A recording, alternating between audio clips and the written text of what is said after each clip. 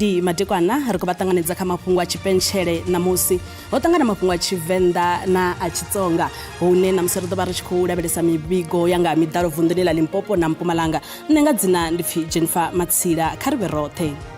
Kasmina vito ni Musa Mabunda riperi.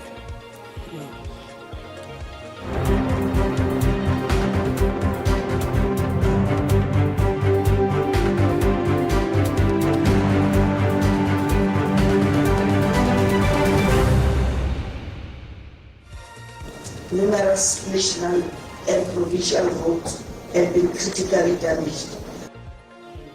Bada khulwane dzo tshinyadzwa nga miḓalo vunḓuni ḽa Limpopo. Ko pfa vhuṱungu nga maanḓa mara zwa zwino ri khou vhona uri zwa zwino ri na thikedzo khulwane nga maanḓa vhathu vha khou ri tikedza kule na tsini ri khou pfa ri khwine. Swakudya, swiambalo na byetlelo swi onhakile, vaaki va sele ni gome. Mati ma tsakamise mibedo a ka ha na lexo ka xi nga tsakamangi, swakudya ka ha ri hava, swi tsakame hinkwaswo, migayo hinkwaswo a ku na lexi xi nga sala. Yindlu yona a tiwangi, ti yo ngheneriwa hi mati ti tala. Ngei Giyani va ri bogelelwa nga zwoṱhe a vha tshena tshithu nga nṱhani hedzinoni mvula.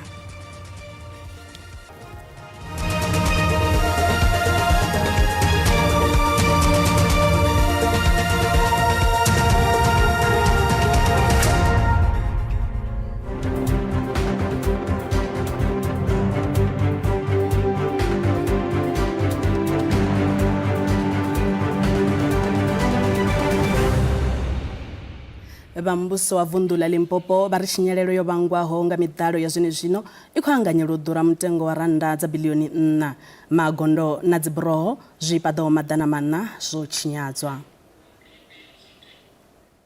So far, the reports paint a harrowing picture. Numerous national and provincial votes have been critically damaged. We have so far received reports that the following national roads have been badly damaged. You know the R527 around the Hoedspruit area where the tourism industry has been badly affected because we use this particular route to visit Hoedspruit. R40 next to the Maseke Game Reserve. You go to R71 between Gravelot and Palabura. It's a serious headache from the pictures that we have received from the communities out there. R36 between Oaks and off Colab. The R578, the Silwana Road, those who knows, these are some of them are part of the Maruleng and also Palabura municipalities. Near Makua, the R526 between the R40 intersection and the gravel road, the R529 from Greater Mitara Bridge to the A-Land Road, and also that was one of the roads that we had already started to think of fixing the other parts. Now the entire road has been badly damaged. The R71 towards Palabura, we have also closed it due to rain. Similarly, is the R40 around Palabura area, it suffered the same fate.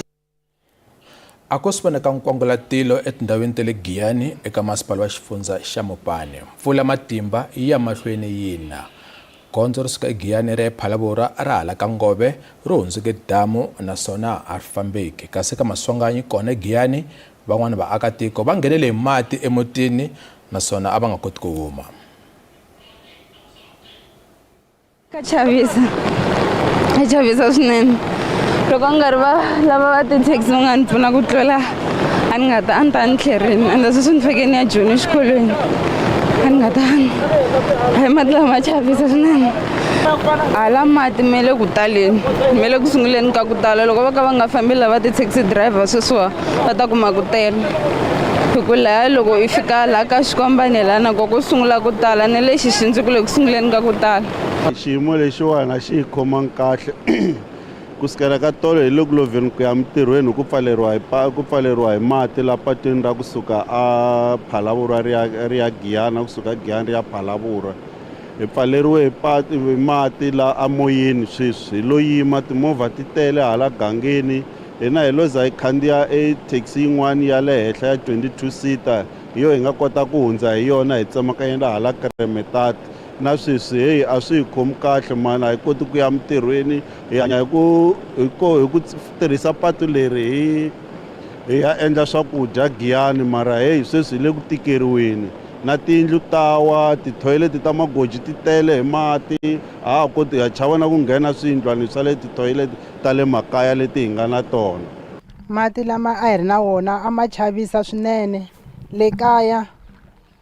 le mutini leyi a hi ri kona la a hi tshame kona a ku tele hi mati tiyindlu a ti tele a ku nga ha vonaki ehansi mati ma tsakamise mibedo a ka ha na lexo ka xi nga tsakamangi swakudya ka ha ri hava swi tsakame hinkwaswo migayo hinkwaswo a ku na lexi xi nga sala yindlu yona a tiwangi ti yo ngheneriwa hi mati ti tala tiyindlu nhundzu hinkwayo yi kumeka yi ri ndzeni ka mati laha handle ku nga ha vonaki no vonaka a ho kandziyela hi nga ha ku voni hinkwaswo swilo swi tsakamini sweswi a ku na sweswi ri nga xa a hi swi tivi ku ya khoma kwini hi tshika kwini hi ta dya yini na vana hi ku swakudya swi tsakamini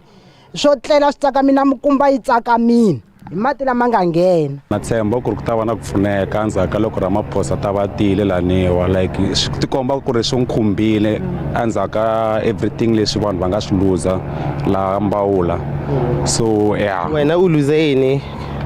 mina ni le ku pfuneni like luzanga nchumu I'm just helping I'm just a community member who's helping. I didn't lose anything. I was afraid and worried actually both like vanhu va ku tala a nga ri ku tshembeni ku kuna vanhu lava nga huma la tindlwini la leswi mata ri xiswona a swi nga tshembisi ku ri vanhu va le ku hanyeni van'wanyana but ku ti kumela like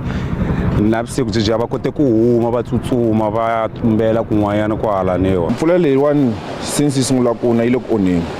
so hi lava mfumo hi woxe wu kota ku nghenelela kusukela ka masipala wa Giyani masipala wa Mopani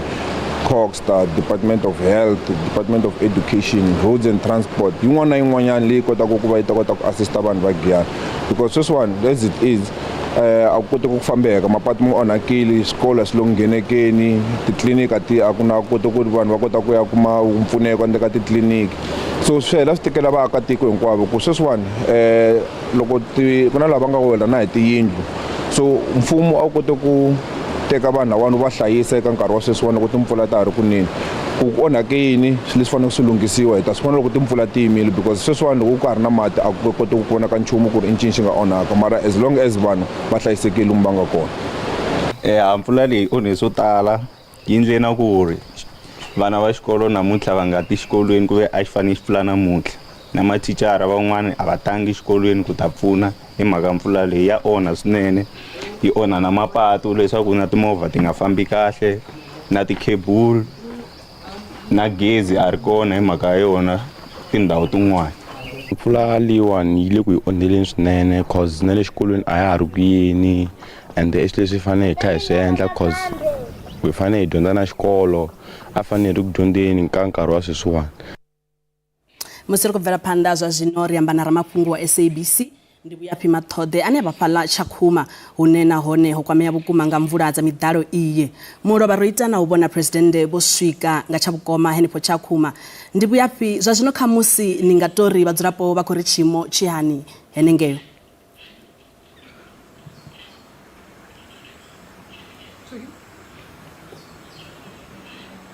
ndi Vhuyapi ri khou ni ṱanganedza ni khou mpfha nga haningeo Tshakhuma ndi madekwana vhuḓi ndi khou livhuwa Jennifer ndi madekwana vhuḓi ndi khou livhuwa Jennifer khathihi na mushumisani Musa nga haningeo ri fhano tshiṱirikini tsha Vhembe hune ho wa tshiwo tsha miḓalo huṅwe ha fhethu ya kwamea vhukuma nga miḓalo ndi fhano Tshakhuma ndi tshi khou amba nga tshino tshifhinga ndi Tshakhuma he nda ima hone a si mulamboni ndi muḓini wa muthu ndi tshitentsini tsha muthu hu ḓi tovha na maḓi manzhi u pfha uri ndi hanyi fhano na uri nyimele i hani ri na vhone vhaṋe ndi madekwana ri khou vha ṱanganedza kha mafhungo a Tshivenḓa o ṱanganelaho na mafhungo a Tshitsonga kha madekwana ḓuvha ḽa ṋamusi ngauri ri khou ita kha show yo khetheaho ṱhamusi vha nga ri ṱalutshedza uri ndi vhone vho nnyi fhano muṱani ndi hanyi. Okay, fhano he nda ima hone ndi muḓini wa nṋe Hamilton Mashudu Munyai Tshakhuma Luvhalani B hune wa vha muḓini wanga hune a vhori nga tshino tshifhinga ri khou lila zwihulwanesa nga mvula dzedzana na maḓi ane a vha muḓini ane fhano a ri dzuli fhano zwa zwino ri tou dzula miḓini ya vhaṅwe ri tou bva ra vhuya nga matsheloni ri tshi ḓo vhona zwo ri hani ngauri u nga si aḓele fhethu ho tou raliho hune mvula dzine dza kha ḓina. Muthu anga tama u ḓivha uri nṋe ri tshi khou amba nga tshino tshifhinga maḓi khe vha khou vhona uri a khou gumba gai aya maḓi o vha tou rali na kana ono fhungudzea nga tshino tshifhinga? Maḓi nga tshino tshifhinga o fhungudzea zwihulwanesa na vha tshi khou guma fhasi ya milenzhe ro vha ri tshi tshimbila ro vha tshi guma nṱha ha magona ri tshi tou ganya maruku ri sa koni u tshimbila ri tshi ofha no tshimbila ngori ho vha u tshi vhonala zwo ri ndi maḓi fhedzi u sa vhonali tshithu hafhano. Aya maḓi u hulela hao o thoma lini u swika hune vha zwi vhona uri hayi hafhanoni a zwi tsha fana na zwa murahu a si mvula zwayo? Kha ri tori nga matsheloni a Sondaha hanefha nga vho past 8 ndi ra vhona maḓi a tshi khou thoma u bva mulamboni ri kha ḓivha hanefho ra zwi vhona zwo ri ngori ndi zwithu zwine zwa dzula zwi tshi itea ṅwaha na ṅwaha ra ḓivha zwo ri zwa zwino maḓi a khou ḓo dzhena muḓini ndi hezwi ri tshi vho dzhia zwidulo ri tshi zama u vhea dzi firidzhi nṱha zwidulo mimbete nṱha zwidulo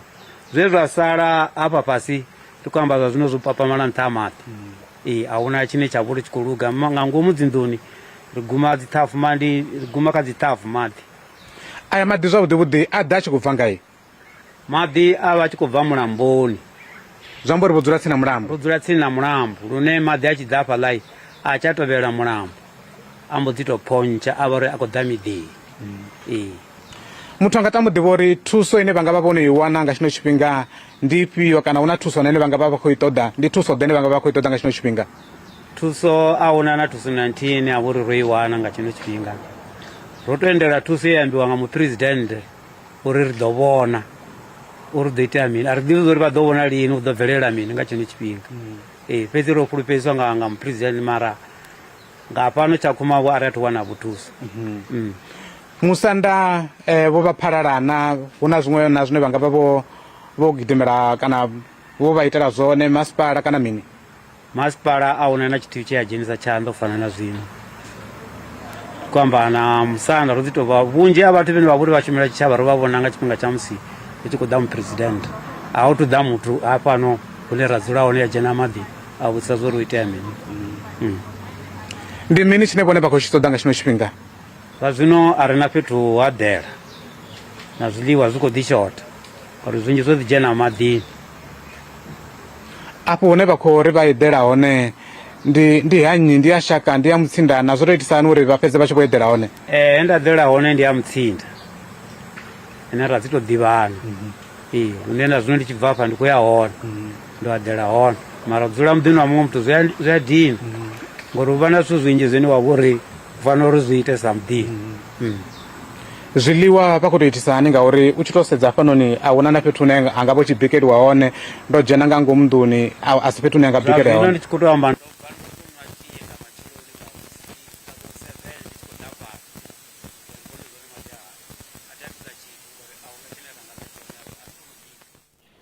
mathina ha vha ḓo ri farela hanefhaḽa kha thaidzo ya tekniki ye ra vha nayo fhedzi ri kha ḓi bvela phanḓa na ḽeneḽi fhungo ḽi vhavhaho vhukuma musi ri tshi kha ḓi bvela phanḓa na iḽi fhungo ri khou livhuwa vhukuma maṱhoḓe nga ningei Tshakhuma fhedzi ri khou lavhelesa khaedu yo vhangaho nga miḓalo ri amba na mulangavunḓu wa Limpopo Dokotela Vho Phophi Ramathuba. Mulangavunḓu ro vha vhona mulovha vha tshi khou ṱanganedza President Palavhembe he vha dalela na vhupo vhu re fhasi ha Mopani hune ha vha na tshinyalelo khulu vhukuma ya miḓalo sa izwi mushumo u tshi khou shavha zwanḓa zwa zwino ndi zwifhio zwine kha musi mulangavunḓu vha nga tou ṱalutshedza lushaka mulangavunḓu ri khou vha ṱanganedza? Ndi thabama na vhaṱaleli vhoṱhe zwine ra nga tou sumbedzisa ndi zwa uri tshinyalelo mashudu mavhi i kha ḓi ya phanḓa ri kha ḓi dovha u vhona na u ṱanganedza mivhigo yo fhambananaho inobva kha vhupo ho fhambananaho nga maanḓa kha vhupo ha tshiṱiriki tsha Mopani na tshiṱiriki tsha Vhembe, hune miḓalo u fana na musi ngei kha masipala wa Giyani vha ḓo humbula uri mulovha ro vha ri kha vhupo ha Mbaula he ha vha na tshinyelo khulu, na musi ro wana vhadzulapo vha ngei ha Maswanganyi vha tshi khou ri sumbedzisa po uri na vhone vhono thoma u tshinyalelwa a vha tsha kona u bva hune vha vha vha khou dzula hone ngauri vhunzhi ha dzi buroho dzashu dzi vha dzi khou kumbiwa nga maḓi. Zwa zwino ro dovha hafhu na musi ra ṱanganedza mivhigo ya uri ro lozwa matshilo a vhathu vhavhili, muṅwe o vha ṅwana wa miṅwaha ya 14 kha vhupo ha Sekhukhune ngei Apele, na ene o vha o tou unyela khothe kana u kumbiwa nga maḓi. Ha ḓi dovha ha vha na mukalaha kha vhupo ha masipala wa Phalavhurwa na ene ane ri tshi khou amba zwino na ene o swika hune a kumbiwa. So ndi zwine ra nga tou sumbedzisa uri ndi tshi khou tou amba zwa zwino vha nga ḓivha vha khou ḓipfa uri na henefha he nda dzula hone mvula i kha ḓi na ende i khou na nga maanḓa. Zwi amba uri ri kha ḓi lavhelela uri hu nga kha ḓi vha na tshinyelo khulu ngori vha mvumbo ya mutsho na vhone vho sumbedzisa uri maḓuvha a weekend hei ri ḓo vha vhupo vhunzhi hashu ku ḓo vha vhu kha level 10 yeneiḽa vhono ri ḓo ri sumbedza red alert. Mulanga Vundu, kha musi ri tshi khou ḓi tou bvela phanḓa hu na vhane vha khou ri muvhuso a u tou vha na zwinzhi zwine wa khou tou ita zwone, ri khou zwi vhona zwine vha khou ita zwone kha musi ngauri na tshifhinga tsha sa tou swika tsha uri vhathu vha kone u vhona zwa uri tshumelo ino thomaho ndi ifhio. Kha musi vha nga tou ṱalutshedza lushaka uri ndi zwifhio zwine zwa zwino vha khou ita zwone u thusa lushaka kha vunḓu ḽa Limpopo.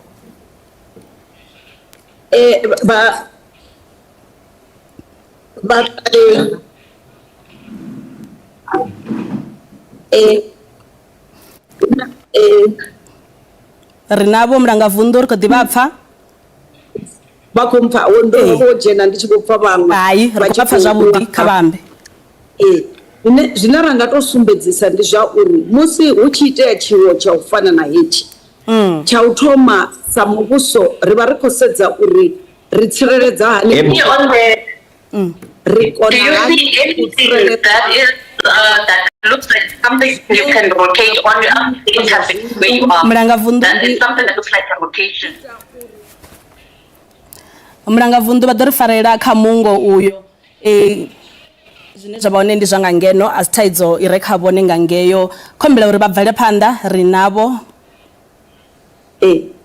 Nda ndi tshi khou sumbedzisa afho uri zwine zwa vha zwa ndeme ndi zwa uri ri fanela u thoma u vhulunga vhutshilo ha vhathu na u vha tsireledza. Zwino kha hetshi tshipiḓa muvhuso wo ita uri vha tshipholisi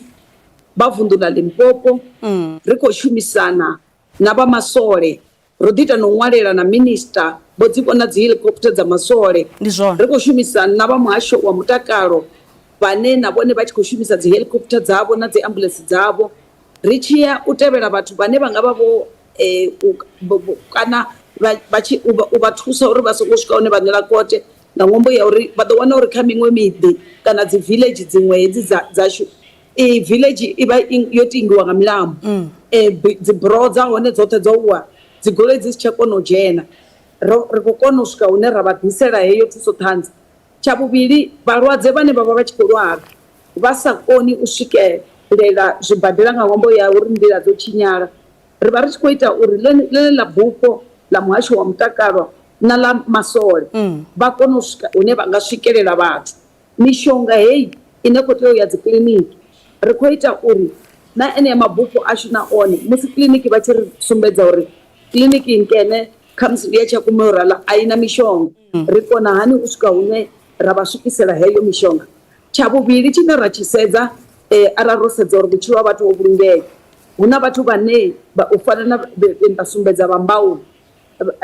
kha vhono vhuḽa vhupo vha tshi wana uri nnḓu dzavho ḓo kumbiwa dzoṱhe a hu tshe na tshithu na tshithihi tsho salaho ro vha ṱoḓela fhethu hune vha nga vha vho dzula hone hu na kereke ri khou nyaga u vha livhuwa na lushaka ngauri vha ḓo vha vho mupfa na muṅwe a tshi khou sumbedza hafhaḽa uri nṋe a thongo xelelwa nga tshithu mara sa mudzulapo wa vunḓu ḽa Limpopo ndo ri upfha tshifuna tshiwo hetshi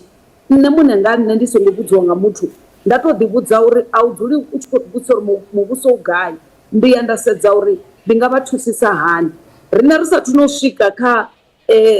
village heiḽa ri wana uri vhadzulapo nga vhone vhaṋe vho swika hune vha dzhia na thambo ine vha vhofhana vha tshi khou vhofhana vha tshi khou thusana. Dzi helicopter dzashu dzi tshi swika dzo swika dza wana uri mushumo wo wo no ḓi thoma u tshi khou itiwa nga vhadzulapo. Zwino hezwo zwi vha zwi tshi khou ri futsha riṋe uri ndi ngazwo na masiari nda ndi khou sumbedzisa uri hetshi tshiwo tshi khou ita uri ndi ḓipfhe ndi tshi ḓikukumusa nga vhadzulapo havho vho ralo vha Limpopo vho no sumbedzisana uri muthu ndi muthu nga vhathu. Zwine ra khou ita zwino ndi zwa uri havha vhathu vhe ra vha wanela fhethu ha u dzula hu na vhaṅwe vhane vha ri vha dzula tsini navho vhahura vhavho u fana na ngei Tshakhuma o ri sumbedza uri ngauri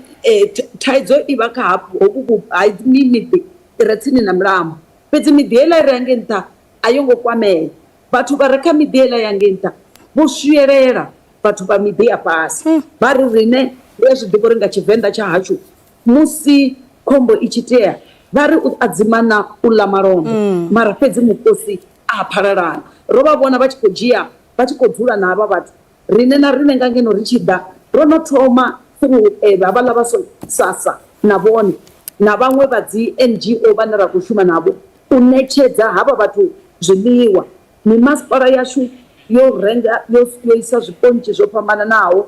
ri khou isa zwiambaro. Zwine nda fanela u sumbedzisa ndi zwa uri fhaḽi horo ḽivhusi ḽa Limpopo ro vha ri navho mulomo na vhone vha ri a ri fhiriwi vha bvisa mulaedza kha miraḓo yoṱhe ya ḽihoro ḽa Limpopo ngei vunḓuni uri muṅwe na muṅwe ane a vha na zwiambaro zwine u a zwi ḓivha uri ndo no fhedza ṅwedzi kana miṅwedzi mivhili ndi sa zwiambaro zwi amba uri ha tu zwi nida u fana na havha vhathu kha zwi ḓise ri khou zwi kuvhanganya vha khou zwi kuvhanganya sa ḽihoro ḽa polotiki vha zwi isa kha vhathu vho no khou tambula. A ri thivheli muthu ri khou ri na mahoro oṱhe nga u fhambana kha ri vhone uri a si tshifhinga tsha u sumbana nga minwe ndi tshifhinga tsha uri ri thusane ri thuse vhadzulapo vhoṱhe vhane namusi vho dzhakiwa. Holobye Nkulu Ramathuba mivulavula na Musa Mabunda hi xitalo loko ku ri na makhombo yo fana lama aswifundzeninkulu le tikweni hi ta vulavula xifundzankulu sweswi ku declare provincial state of disaster omtani pfuna hi terminology ya kona kwalani xana makhombo le kumbe khombo leri nga vula xifundzankulu xa hina xa Limpopo ra fikelela ku ri declariwa a state of disaster if sitano xana xi declariwi state of disaster kumbe hi xini xiyimo sweswi. Leswi Musa leswi swi humelelaka i ku loko ku va na timhangu to fana na letiwani hi fanela ku hi ri xifundza leswi hi nga swi endla leswi fanele ku swi endliwa i ku kuma ti-report hinkwato. So ni convene meeting wa executive council nhlangano lowu a wu endla ku va na timasipala hinkwato ta hina ta 27 timeyara na ti-executive mayor hinkwato na ti-municipal manager na tinhloko ta ti-department to hambanahambana laha hi hlanganaka hi kuma ti-report ku ri ndzawulo ya rihanyo kumbe ndzawulo ya dyondzo i xikolo mapatu na yini. That's why mi vona hi kota ku kuma ku preliminary report ya hina assessment report yi vulavula hi 4 billion hi ti-report leti loko hi kota ku estimate. So xana loko swi ri tano hi heta sweswo hi teka ti-report letiya hi na provincial disaster committee ya hina ya Limpopo hi va nyiketa report liya yi famba yi ya ka national disaster committee na yona yi na munhu loyi a hi rhangelaka in terms of the law ya Afrika-Dzonga. Se report leyiwani loko yi fika ka vona va yi languta va kota ku advise ra holobye na president va kota ku declare provincial disaster ku ri yi ta va national kumbe yini swi ta va hi mhaka ku swi humelele ka ti-province tingani. Se sweswiwani hina hi ri Limpopo hi endle leswi hi fanelaka ku ri hi swi endla mara ni kume ti-report sweswiwani ku ri na minister holobye Hlabisa na bona va vitane meeting mindzuku na tiministara to hambana na hina ti-province leti ti nga khumbeka ku fana na Limpopo na le eMpumalanga na le Northwest. Se loko sweswo swi hela va ta kota ku declare disaster mara sweswo a swi vulavuli ku ri loko ku humelela disaster yo tani hi yimela ku ri ku ta declariwa hi ri xifundza swo hambanahambana hi na program leswi ni nga hlamusela ku ri loko ku humela disaster hi hleketa ku vutomi bya vanhu byi va byi seketerile hi kuma ku mindyangu leyiwani yi nga ri na swakudya vanhu va kuma tindhawu to etlela vanhu va kuma ti-support va kuma swilo swo hambanahambana hi swona leswi hi swi endlaku ha yimele ku ri va declara disaster mara hina provincial disaster committee ya hina leyi yi tirhaka swinene. Dokotela hi twa ku ri mi sunguleni ku pfuna vaakatiko maphalela hi swakudya na swin'wana swilaveko leswi va swi lavaka kambe hi tiva ku ri mina rona xin'wana xiphiqo lexikulu i ku mabuloho na mapatu ma khukhuriwile ku fana na kusuka Phalaborwa u ya Giyani a ka ha fambeki na man'wani mapatu ma khukhuriwile ya swi tiva ku ri mina pfhumba ra n'wina ra tikherekhere xana tigandaganda ta n'wina ti sunguleni ku duma kumbe ti ta sungula rini ku duma ti nghena hansi? Tigandaganda ta hina ti kona loko ni vulavula ta ntolo a va ri le ni twe va vulavula hi patu ra le Ngove bro le va zama ku ri va endla va pfula kun'wana laha vanhu va ta kota ku famba kona mara problem ya hina i ku musa sweswiwani loko va heta ku fana na yona patu leri pfula yi sungurile ku na swinene kambe se swi va ku ri that's why hi swi vitana ku i disaster loko mi lunghisa la swi onheka la loko mi lunghisa la so ku aka vuntshwa kumbe leswi hi swi vitanaka ku i rebuilding swi ta humelela kahle loko mpfula yi herile loko disaster leyiwani yi herile mara leswi hi swi tivaka ku ri hi fanela ku swi endla i ku endla ku fana na swilo swa ku fana na gezi hi tirhisana na holobye va gezi ku ri na va Eskom na timasipala ku ri hi kota ku va pfuna ku na mhaka ya mati infrastructure system ya mati na gezi na yona yi onheke swinene na ya sanitation le a Giyani if hi nga koti ku swi lunghisa swi ta hi endlela probleme na mavabyi leyi ya ku fana na mavabyi ya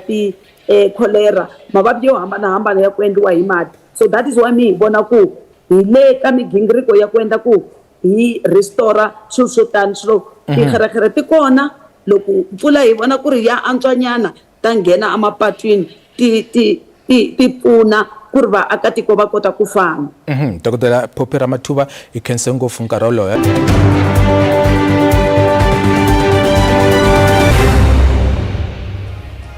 ri khou dovha hafhu vha ṱanganedza kha SABC2 SABC Plus na Khalehaye kasi mahungu ta mahungu ya SABC lebyi va byo hlawuleka bya mahungu ya ndhambi leyi nga hlasela swifundzankulu swa Limpopo na Mpumalanga eLimpopo maxelo lama yo biha ya onhe swinene eka swifundzatsongo swa Mopani na Vhembe vulavula na Holobyenkulu wa Limpopo Phophi Ramathuba a hlamusela leswaku impela va endle xikombelo xa leswaku province yi declariwa state of disaster. Musi ri tshi khou bvela phanḓa mvula khulu dzi khou vhanga miḓalo ine ya khou tshinyadza vunḓuni ḽa Limpopo na Mpumalanga vhathu vha ṱahe vho lovha Limpopo ngeno vha swikaho 19 vho vhigwa uri vho lovha Mpumalanga vhaḓivhi vha mutsho vha khou tsivhudza uri mvula idzi dzi nga bvela phanḓa. Tshanduko ya kilima yo ṱhasela shango ḽa Afrika Tshipembe vunḓu ḽa Limpopo na Mpumalanga ho ḓala maḓi manzhi zwikolo zwo valiwa ha dovha lozwe na vhutshilo ha vhathu mabindu na themamveledziso nazwo zwo kumbiwa zwoṱhe. In general, what we are starting to see with the climate change and global warming is that whenever we have severe weather, it is pretty intense, and we are also starting to see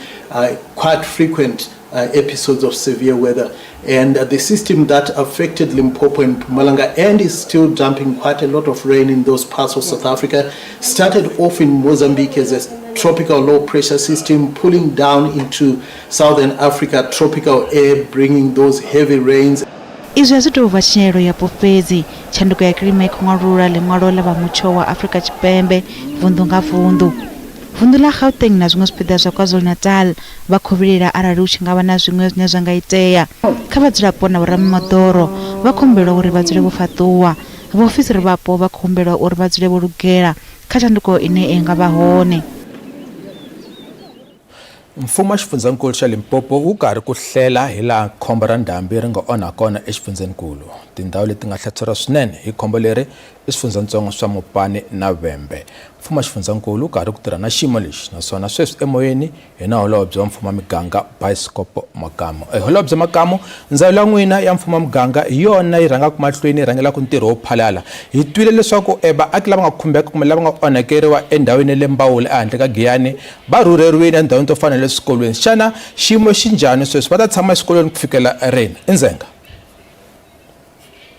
Enhlekani na le ka vayingiseri na va hinkwavo lexi hi nga xi endla endzhaku loko hi kume ku na vanhu lava tiyindlu ta vona ti nga khukhuriwa ti famba hinkwato ka tona a va na ndhawu, hi ve hi endla list ya vona hi kota ku kuma ku i vanhu lava nga ri ku hansi ka 154. Leswi swi vulaka swona i ku van'wani va kona va kote ku amukeriwa hi maxaka ma vona va kota ku kuma ku tshama, kambe lava nga kumeku hi va kumele ndhawu ekerekeni laha sweswi hi nga ku tirheni na masipala wa Giyani na masipala wa Mopani. Hi karhi hi ringeta ku vona ku va kuma swakudya va hlayiseka. Hi ta va hi hi ringeta ku tirha na vanhu va ti-NGO va Care Gift of the Givers na vanhu vo tala van'wamabindzu va le ku hi kombeleni hi le ku ringeteni ka ku hlanganisa hinkwaswo, kambe hi kombela vaakatiko hinkwavo lava nga na swin'wana, whether hi swakudya whether hi swimbalo ku hi kota ku va nyika hi kota ku va pfuna. Mara swa sweswi va hlayisekini va le tikerekeni ha kha ha ringeta ku va seketela ka nkarhi lowu. A hi tivi va ta tshama ku fika nkarhi wo kwihi hi ku ana mpfula ya ha ri kunene, hambiloko wo hleketa ku i na mali yitsongo ya ku aka tiyindlu i nge swi koti ku aka sweswi mpfula yi ri kunene, kambe loko hi tirha na vona hi ta kota ku vona ku fika njhani lava nga ta kuma vutshamo lebyi swi nga ta va byi byo antswa. Holobye Makamu, xana mi kota ku fikela vanhu hinkwavo lava nga onhakeriwa exifundzenikulu, hikuva loko karhi vulavula na vaakatiko hi kombela mavonelo ya vona na lama nga kona va nga onhakeriwa kona hi ndhambi hi swiyenge swa mabulo na hi tindleteto, van'wani va kombise ku a va swi twa nchumu kusuka ka mfumo kumbe ka ndzawulo ya n'wina hi ndlela yo phalala. Xana vanhu mi kota ku fikela vanhu hinkwavo? Loko swi nga ri tano vanhu lava va ha pfumalaka ku phalariwa va nga endla njhani ku mi kota ku tiva hi ta khombo ra vona? Ni nge ni kombisa ku impela xivutiso xa ku hi va fikele hinkwavo, loko mina we khi hi vulavula sweswi mpfula yi le kunene, i ngo kuma ku endzhaku ka ntlhanu wa timinete leti nga hundza un'wana se manje i wele hi yindlu, hi ta va hi nga se swi kota ku n'wi fikelela hi ku ana hi kombisini ku ha ri ku tirheni khi hi teka le information. Kambe ni nga vula ku hi na nambara leyi ya disaster center ya hina i 0800 222 111. Vaakatiko va nga tihlanganisa na yona va ta va kha va tiveka, kambe hi le ku tirheni na vakhanselara na vameyara na ti-ward committee na ti-CDW. Kwalomu va tshama kona va tiva ti-CDW ta vona na ti-ward committee ta ti-ward committees ta vona, a va fiki ka vona hi na ndlela leyi hi kotaka ku hlangana hi yona hi kuma mahungu lama xikan'we. Kambe ni nga vula ku ni nge vuli ku va fikelele hinkwavo vanhu hikuva swi le ku humeleleni loko mina wekhi hi vulavula sweswi mpfula yi le kunene, vanhu va le ku khumbekeni hi ndlela liya kumbe liya, na ku kombisa ku premier va rhangele ntirho lowuwani hi ndlela leyi ni vona ku swi le ku fambeni kahle ku hi le ku tirheni khi hi vona ku hi ta fikela munhu un'wana na un'wana loyi a nga khumbeka. Holobye Makamu, hi khense ngopfu nkarhi wa n'wina. I Holobye Biskop Makamu, holobye wa ndzawulo ya mfumo wa muganga exifundzenikulu xa Limpopo.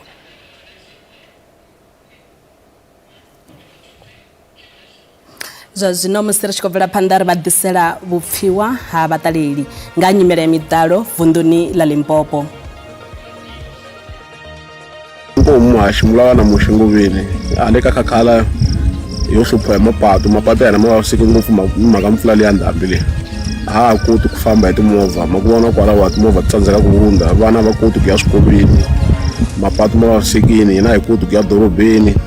a ku fambeki ku komisa, mapatu ma vavisekini swinene hi mhaka ndhambi. Mara leswin'wana swo fana na leswo byalabyaliwa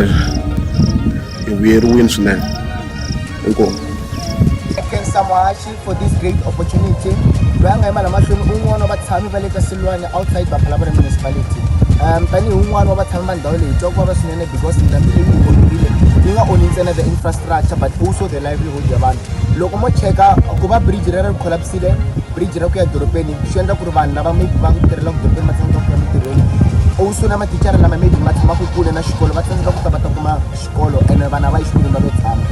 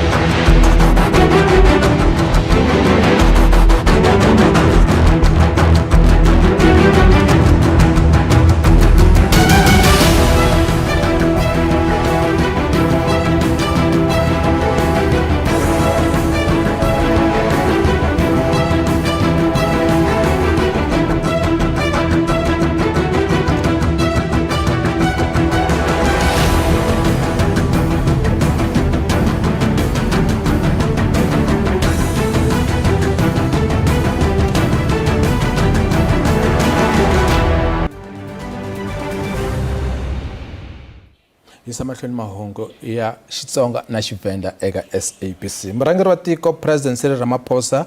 u vhakele tindhawu leti nga hlaseriwa hi khombo ra ndhambi exifundzeninkulu xa Limpopo. Murhangeri nkulu wa tiko Cyril Ramaphosa u endzele tindhawu to fana na Vhembe na Mopani, ku nga tindhawu to fana na Chakhuma, Mbawula na le Giyani. U kombise leswaku u khumbeke swinene hi rifu ra n'wana wa 5 wa malembe loyi a nga lova ku manga khukhuriwa hi mati a lova eMbawula. Mbawula, muganga lowu nga xikarhi ka Giyani na Phalaborwa wu nyupele endzeni ka mati ya minkhukhulo leyi vangeke hi ndhambi leyi nga hlasela xifundzankulu xa Limpopo. Mapatu ya khukhuriwile, makaya na wona ya hunduke marhumbi, vanhu a va ha ri na vutshamo na byetlelo. Mati ya lava ni ku fika emalwangeni ya tindlu. Eka rendzo rakwe ra xifundzankulu, President Cyril Ramaphosa u fike emugangeni wa Mbawula ku ya tivonela hi yakwe mahlo ni ku chavelela lava khumbekeke. The saddest part is the 36 houses that have been wiped away. There's not a single house that I see here. There were houses and even the foundations are gone. Everything is gone. So this is a real catastrophe. But our people will be taken care of. They've been, the records, the details of every household and every person are now being gathered, and we will be making sure that they are taken care of. Even as some of them have gone to their relatives' homes, a government is going to help them to rebuild their lives. Vandangu wa n'wana wa 5 wa malembe loyi anga khukhuriwa hi mati va le ka gome ra Matsemanhlana. When the house fall, she was trying to hold the baby, but the water overpowered her and she just left the baby, and she was swept by water, her and her baby. So until she got the tree, she managed to catch the tree almost 4 to 5 kilometers away. She climbed the tree, but the baby already was swept by water. Magoza mambiri manharhu hi nghena emugangeni wa Mamakata laha vaaki a va koti ku huma emakaya ya vona ni le ka muganga wa vona.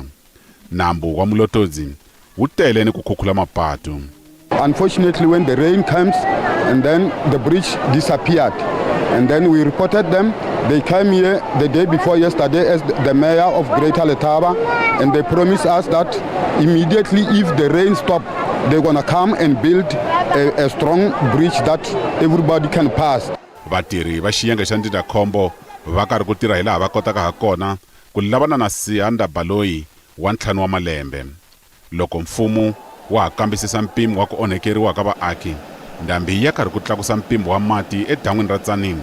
leswi vengaka xungeto eka vaaki lava tshamaka kusuhana na rona.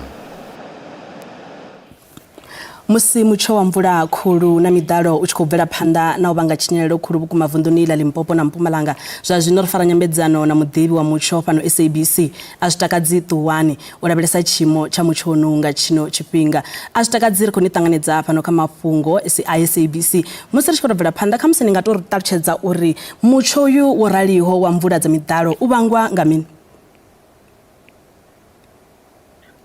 Ndi khou livhuwesa Jennifer na vhaṱaleli vha SABC News kha mafhungo. Mutsho wo raliho u khou vhangwa nga zwiḽa zwo no pfhi mutsikeledzo wa fhasi kana low pressure system ine yavha yo vhumbea ngei kha dzi tropical regions kha vhuponi ha Mozambique. Yo ḓo tshimbila nga nḓila ya vhuronwane zwe zwa sia i tshi khou ḓisa mvula dzine dza vha nnzhi vhukuma vhuponi ha ngei Limpopo u dzhena na Mpumalanga. Ndi zwone zwo siaho ri na tshiwo tsho no nga tshenetshi ngauri yo ngavhe yayo gidima ya dzhena Limpopo ya ḓisa dzimvula ya ṱavhanya ṱuwa ra ḓo vha ri khwine, mara zwa zwino i tshe yo dzula nahone dzimvula dza hone na ṋamusi dzi kha ḓivha dzimvula dzo lavhelelwaho u ya na matshelo. Musi ri tshi khou tou lavhelesa arali ri tshi khou amba nga tsivhudzo ya level 1, ra dovha hafhu ra amba nga tsivhudzo ya level 10 ine ya khou pfhi ndi tsivhudzo ine ya vha uri a i thu tou swikelela, a ri ngo tou i ḓowela nga u tou ralo. Kha musi ni nga tou ṱalutshedza vhaṱaleli vhashu uri hu vha hu khou tou ambiwa mini hu tshi pfhi ralo? Okay, zwino ri tshi lavhelesa level 1 ri vha ri khou sedza uri ndi level ya u thoma hune khonadzeo ya hone i vha i fhasisa na masiandaitwa a vha a fhasisa. Zwino ri tshi sedza level 10 ri vha ri khou vhona uri khonadzeo ya tshiwo i vha i nṱhesa ende zwi sia ri khou amba zwori a huna nga iṅwe nḓila hu khou ḓo vha na tshiwo then na masiandaitwa a hone ri vha ri khou a vhona uri ndi masiandaitwa ane a ḓo sala a mahulwane vhukuma sa izwi ri tshi khou vhona hu na masiandaitwa ane a vha mahulwane nahone a tshi khou bvela phanḓa na u engedzea fhaḽa vhuponi ha Limpopo u dzhena na Mpumalanga. Arali ni tshi khou amba ngauri a ḓo vha khou bvela phanḓa nga u engedzea nga u to ralo ri nga tori kha vhadzulapo ndi zwifhio zwine vha khou tea u to lavhelela kha maḓuvha a ḓaho ngauri vhadzulapo vha ḓivha khamusi vha tshi khou lavhelela uri hai zwi vhonalo tshinga tshiimo tshi ḓo nga tshi khou khwinifhadzea ri tshi khou to amba khamusi na ini nga haningei sa muḓivhi wa mutsho ni nga to ṱalutshedza zwifhio kha vhadzulapo? Ndi nga vha ṱalutshedza uri ri tshi dzhena kha ḽa matshelo dzi mvula dzi ḓo vha dzi tshi kha ḓi fhungudzea mara thaidzo ndi ya uri murongwe mavuni ashu kana maḓi ono vhesa manzhisa lune mvula iṅwe na iṅwe ine ya ḓovha i tshi khou wa ubva matshelo u ya phanḓa a si mvula ine mavu ashu a ḓovha a tshi khou i kokodza ndi mvula ine maḓi a hone a tshi wa a ḓo tea uri a gidime then a ye milamboni na fhethu ho fhambananaho ndi zwino zwine zwa ḓo sia miḓalo i tshi kha ḓi vha hone nahone na tsivhudzo ya miḓalo i ḓo sala i kha ḓi vha hone zwine ra huwelela vhathu ndi zwa uri kha vha thetshelese dzi radio dzavho vha dovhe hafhu vha lavhelese na TV uri vha kone u ḓivha uri vha tea u itisa hani nahone vha songo gidima nga dzi goloi dzavho ndi khwine zwa zwino vha vhe vho dzula mahayani vho lindela na u pfa upfhi kani vha khou tea u ya ngafhi nga vha department ya vhutsireledzi. Ri koni pfa azwi musi ri tshi khou to bvela phanḓa nga u to rali vha muhasho wa pfunzo vunḓuni ḽa Limpopo hu na tshifhinga tshe vha swika vha ḓivhadza uri vhana vha tshikolo kha vha vho dzula mahayani vha ḓo vhuyelela hafhu tshikoloni vha takutshedza na ṅwaha wa pfunzo wa ṋaṅwaha nga Musumbuluwo no to lavhelesa nga nḓila ine tshiimo tsha vha ngayo ni khou vhona izwo zwithu zwi tshi ḓo konadzea? Yeah, ndi zwithu zwine zwi nga konadzea none a ri tori maybe hai hoṱhe ngauri ri tshi sedza hu na vhuṅwe vhupo vhune dzi bada dzo no gweya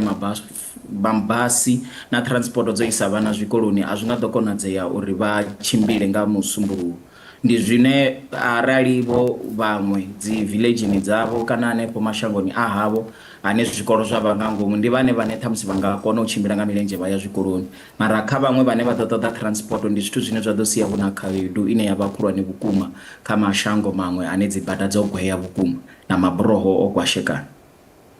Khamusi nga ninge ri tshi khou bvela phanḓa hafu fhungo ḽinoni ndi fhungo ḽine ḽi khou sia tshinyalelo vhukuma nahone ri khou ḓi vhona vhathu vha khou lozwa na matshilo avho ri nga ri tshi lavhelesa khamusi kha tsivhudzo ine na nga to ṋea vhadzulapo hanefho hune vha vha hone ndi zwifhio khamusi zwiṅwe nga nnḓani uri ndo ḓi pfha ni khou amba nga uri vha thetshelese dzi radio na dzi televishini na dziṅwevho dzingafhadzo dzine dza nga ṋetshedzwa fhedzi ndi zwifhio zwine na nga ri musi mutsho hu na vhaḽa vhathu vhe vha thusiwa nga helicopter arali no zwi vhona hanefha na kha dzi nyaḓo dza mafhungo na hanefha SABC ndi zwifhio zwine na nga ri vha tshi zwi vhona vha ṱavhanya vha vhona zwori vho ya fhethu ho khudaho u fhirisa uri vha ḓi wane vhono vha kha nyimele yo hanganeaho ngauri u tshi lavhelesa wa ḓi zwi vhona zwori a si tori heiḽa mvula i tshi thoma yo thoma nga maanḓa mahulu nga luthihi ya ḓisa maḓi manzhi fhedzi arali ri tshi khou sedza ra vhona zwori heiḽa mvula yo ri u thoma ya ḓi thoma zwavhuḓi ndi zwifhio zwine vha fanela u zwi lavhelesa ri a ḓi wana huṅwe tshipfi hai makole nga nḓila ine a vha ngayo hafhanoni zwi to vhonala zwori mvula i khou ḓona khamusi u bva kha ine hanefho sa muḓivhi wa zwa mutsho ni nga tori ndi zwifhio zwine vha nga to zwi lavhelesa vha ri vha tshi thoma u zwi vhona vha tori hai ri khou to shavha ri khou gidimela yani? Okay, sezwi no amba Jennifer zwine vha tea sedza ndi zwori arali vho vhona kha television yavho ri tshi khou sumbedza uri hai hu na mvula dzo lavhelelwaho vha vhona makole a tshi khou thoma u vhumbeya vha pfa hu khou thoma u vha na mithathambo kana vha vhona dziphenyo ndi zwine nṋe nda nga vha vhudza zwori kha vha gidimele vha ye fhethu ho khudaho fhethu ho khudaho hu nga vha hu nḓuni hu na hedziḽa dzi nnḓu dzine dzo fhaṱiwa nga mavu lune arali hu tshi khou nesa mvula vha wana uri heiḽa nnḓu i yawa zwino ndi khou humbela kha vhadzulapo uri nnḓu yo raloho arali zwi tshi konadzea vha songo to dzumbama nga ngomu kha vha dzumbame kha nnḓu ine yo fhaṱiwa ya to ima zwavhuḓi ṱhamusi hu si nga mavu fhedzi hune ho shumisiwa na zwithu zwo no nga semende zwiṅwe zwa zwithu ndi zwa uri musi arali vha tshi khou vhona mvula i tshi khou ḓina na musi i tsekene hani i sa khou ima kha vha ite uri vha vhe fhethu ho khudaho ngori a vha kone u ḓivha uri kha huṅwe hune maḓi a ḓo vha khou ela a tshi khou bva hone a khou ḓa a mangafhani nahone vha re dzi thavhani ngori vha wana uri dzi thavha nnzhi ndi mavu hu avha na mikumbuludzo ṱhamusi ha ḓa na dzi thophe dzine dza nga ḓa dza dzhena nga ngomu nḓuni ndi zwiṅwe zwa zwithu zwine vha tea u zwi sedza vha ita uri hune vha vha hone ndi zwithu zwine hezwo a zwi nga ḓo vha kwama na luthihi. Ndi ngazwo ṱhamusi vhaṅwe vha vhona muphuresidennde washu vho amba uri vho no pfuluwa vho no bva kha hune kha mashango e vha vha khou dzula khavho na kha dzinnḓu dzavho. Ndi zwiṅwe zwa zwithu zwine vha nga tea u zwi ita arali zwi tshi khou konadzea, mara ndi zwithu zwine vha tea u pfha tsheo i bvaho nṱha kha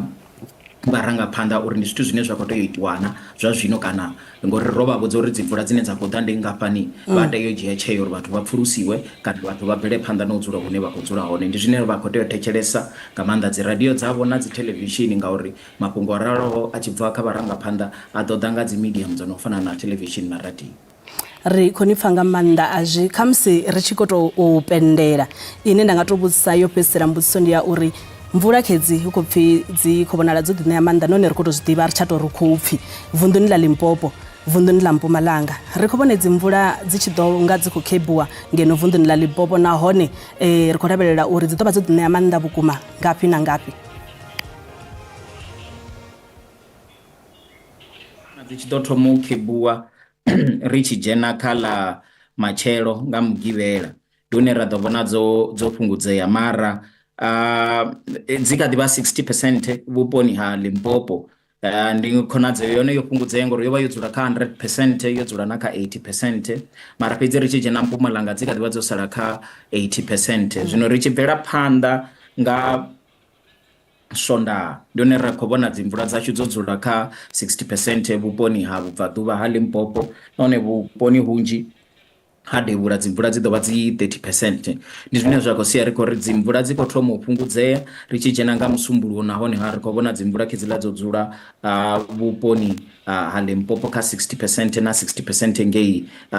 Mpumalanga. Dzi mvula dzone dzo fhungudzea, mara thaidzo ndi ya uri murongwe ndi munzhisa nga ngomu mavuni, so mvula naho ya vha ṱhukhuhani i tshina hu ḓo vha na mikumbela zwine zwa nga sia hu tshi khou vha na muḓalo kana ha vha na u sudzuluswa ha zwithu he zwa vhewa hone. Ri khou livhuwa nga maanḓa a zwi mathina uyu ndi a zwi ṱuwani muḓivhi wa zwa mutsho fhano SABC. Musi ri khou bvela phanḓa kha vha ri tendele ri thome ri tou ri gidi nga hafhanoni maragani ri a vhuya ri tshi bvela phanḓa hu si kale.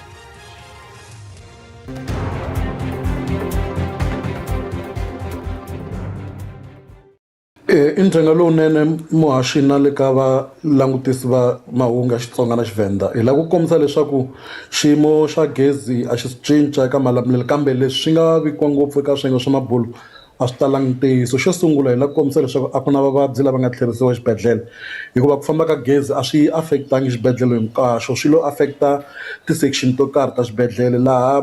vukorhokeri byi kotaka ku ya mahlweni hikwalaho ka hi kota ku teka ti-extension kusuka matlhelo yan'wana ya xibedhlele hi layita hala hi endla leswaku ntirho wu ya emahlweni. Vatirhi va Eskom a va ri exibedhlele namuntlha dyambu hinkwaro ku tirhana na ku vuyisa gezi. Pfumela leswaku madyambu ya namuntlha kumbe mundzuku nampundzu gezi ri ta va ri vuyile. Xiyimo xa mati na leswaku a ku na mati a hi ntiyiso, na leswaku ku na vayimani lava tlherisiwaka ku endliwa ti-emergency scissor ntsena kumbe ku beburiwa lava lava ku bebiwa ti-operation ntsena a hi ntiyiso. Lava lava ku pfuniwa xibedhlele xa ka Malamulele va nga le kusuhi va thunxekile ku ya xibedhlele va ya pfuneka muhaxi. Xana ku na makungu yo karhi leswi gezi nga ri ki kona sweswi, mina ti-generator kumbe mi tirhisa makungu wahi ya ku pfa ya khomerile enkarhini wa sweswi? Well, ku hela ni nga hlamusela ku